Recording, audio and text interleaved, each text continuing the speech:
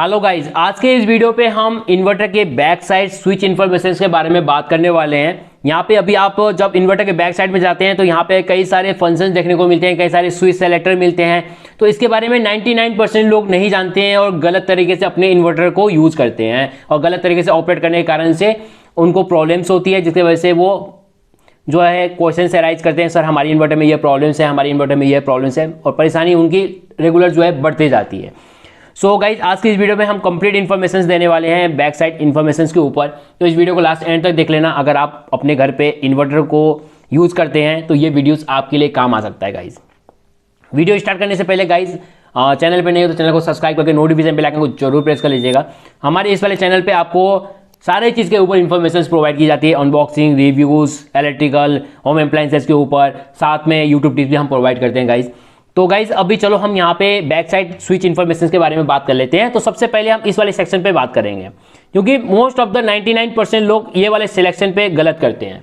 यहाँ पे देख रहे होंगे, आपको दिख रहा होगा, यहाँ पे एक इको और यूपीएस सेलेक्टर है और यहाँ पे एक बैटरी सेलेक्टर है।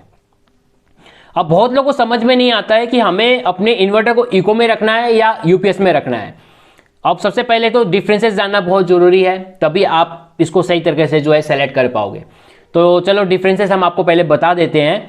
तो बिफोर दैट हम आपको कुछ इन्फॉर्मेशन और दे देते हैं। अब देखो गाइज, यहाँ पे हमारे पास जो इन्वर्टर है वो गाइज ल्यूमिनस की जेलियो प्लस 1100 मॉडल है, जिसकी कैपेसिटी जो है वो 900 VA है। पावर रेटेड की बात करें तो 756 वाट तक आप इसमें लोड दे सकते हैं। साथ में ये प्योर साइन वेव टेक्नोलॉजी के साथ आती है। और यहाँ पे एक और इंटेलिजेंट टेक्नोलॉजी आती है, जो ये इन्वर्टर आप देख रहे होंगे, ये 32 बिट प्रोसेसर पर डिजाइन की गई है, जिसके कारण से इस इन्वर्टर में आपको नॉइस कैंसिलेशन देखने को मिलती है।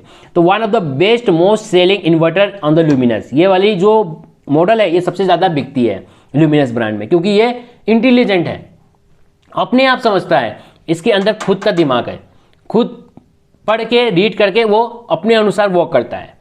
ठीक है ना। तो कहीं ना कहीं जो है इसको इंटेलिजेंट इन्वर्टर के नाम से भी जानते हैं।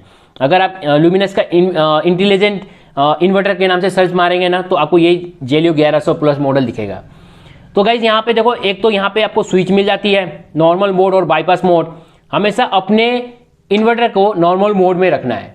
ये बाईपास मोड उसके लिए दिया गया है कि अगर आपके इन्वर्टर में कुछ प्रॉब्लम्स आ जाती है तो उस कंडीशन पे आप इसको बाईपास मोड में करके आप ग्रिड सप्लाई को डायरेक्ट आउटपुट में दे सकते हैं।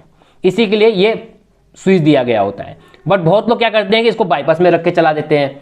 बाईपास में अगर चलाओगे तो आपका इन्वर्टर वर्क नहीं करेगा। अब बहुत लोग क्वेश्चन यही राइज करते हैं, गाइस मेरा पावर फेल होते ही मेरा इन्वर्टर बंद हो जाता है। क्यों? क्योंकि वो बाईपास मोड में चलाते हैं, इसीलिए दिक्कत होती है। और यहाँ पे एक एमसीबी दिया गया है। अब ये तो सभी को पता है कि एमसीबी ऑन रहना चाहिए, तो हमेशा ये सभी लोग ऑन ही रखते हैं। बट ये नहीं पता कि ये एमसीबी क्यों दिया गया है।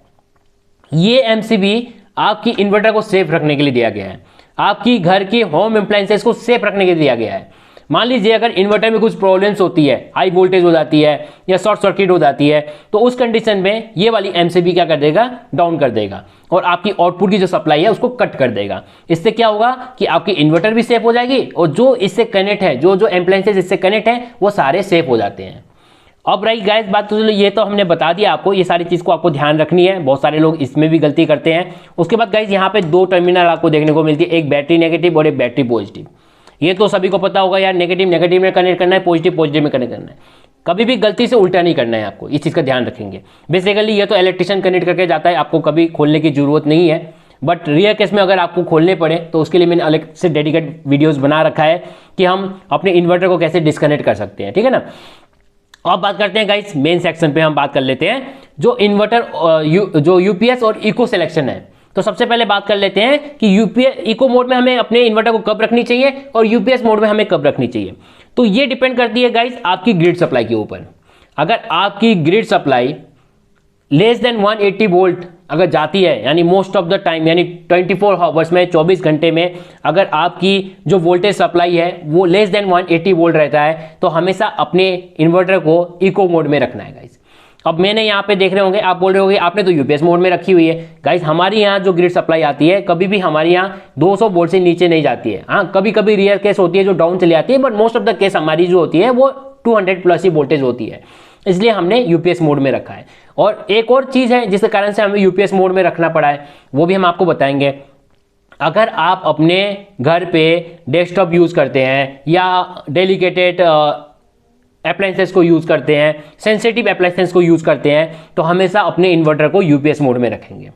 अब उस समय आपको नहीं देखना है कि मुझे इको मोड में रखना है, क्योंकि आप ऑलरेडी जो है इसमें सेंसिटिव अप्लायंसेस कनेक्ट करके रखे हो। और सेंसिटिव अप्लायंसेस अगर आप कनेक्ट करके रखते हो अपने इन्वर्टर पे, तो आपको यह हमेशा यूपीएस मोड में रखना है, चाहे आपकी वोल्टेज लेस देन 180 वोल्ट क्यों ना हो। अब इसमें क्यों फर्क होता है, आप सोच रहे होगे यार कंफ्यूज कर दिया बंदे ने मेरे को। तो देखो गाइस, होता क्या है कि यूपीएस मोड में ये इन्वर्टर ऑनलाइन होता रहता है। आपको पावर जो कट के बाद जो ये सप्लाई देती है वो बिल्कुल मिली सेकेंड पे देती है, आपको पता नहीं चलता है। और जैसे कि कंप्यूटर हो गया, डेस्कटॉप हो गया, ये सारे चीज़ में हमें पावर कट नहीं चाहिए, वरना आपकी डेस्कटॉप खराब हो सकती है, कंप्यूटर खराब हो सकता है, ठीक है ना। तो इसलिए इसको यूपीएस मोड में रखना है। हाँ, बेशक आपको यहाँ पे एक चीज़ का नुकसान होगा, अगर आपके यहाँ grid supply less than 180 volt आती है तो आपकी पावर कंजम्पशन ज़्यादा होगी।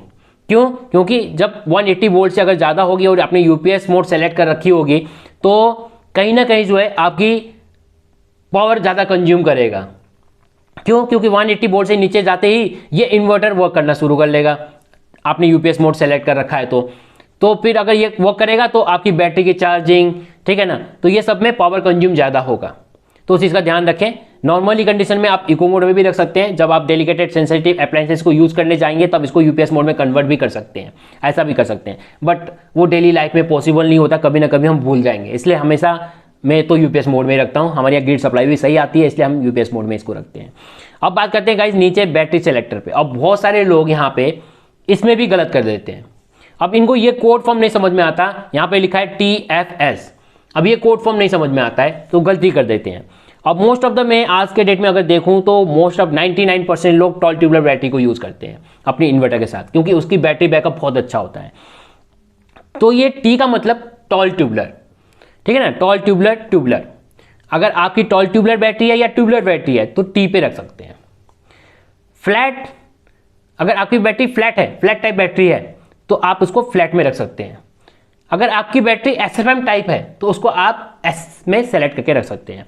अब आप इसमें कंफ्यूजन है कि भाई हमारी बैटरी किस टाइप की है, आपको समझ में नहीं आ रहा है, तो आप बैटरी में देख सकते हैं, वहाँ पे लिखा होगा कि टॉल ट्यूबलर है या फ्लैट है या SFM बैटरी है, वहाँ से भी आप इजीली क्लियर कर पाओगे। बट अगर आप चाहते हो कि एक डेडिकेट वीडियोस दे दो उसके ऊपर कि भाई हमें बैटरी दिखा दो, कौन से टाइप की कौन सी बैटरी होती है, तो put the comment in the comment section, उसके लिए भी एक वीडियोस आपके लिए बना देंगे हम, ठीक है ना। और उसके बाद यहाँ पे एक फैन दिया होता है। अब बहुत सारे लोग कंफ्यूज होते हैं जब इन्वर्टर को कनेक्ट करते हैं, बोलते हैं यार ये फैन तो हमारी चल ही नहीं रही है, ये इन्वर्टर हमारी खराब है, ये वॉक ही नहीं कर रही है। बहुत सारे कंप्लेंट दर्ज होती है इसके नाम से, कहीं पे भी आप उठा के देख लेना ना, इस फैन के रिलेटेड सबसे ज़्यादा क्वेरीज होती है।